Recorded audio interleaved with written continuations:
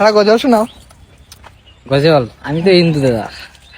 আচ্ছা হিন্দু হইলে কোনো সমস্যা নাই, গজল গাইলে তো কোনো সমস্যা হবে না, তাই গজল এটা শোনাই আপনাদের। ওকে।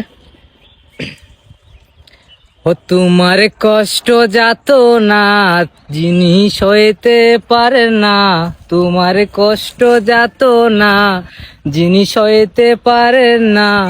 আহা ওই নবীজির মহাবতের মিলাদ পড়িও, মন যদি দিতে হয় নবীকে দিও।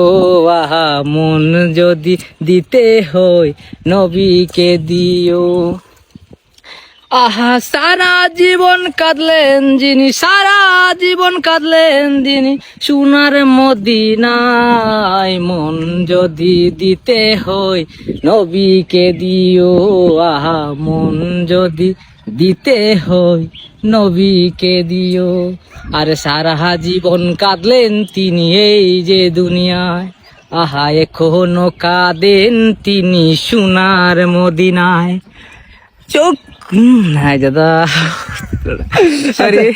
সমস্যা না দাদা, তুমি যে হিন্দু মানুষ ইয়া এই গজলটা গাইছো, অনেকে অনেক মন্তব্য করবো হিন্দু ইয়া গজল গাইছে।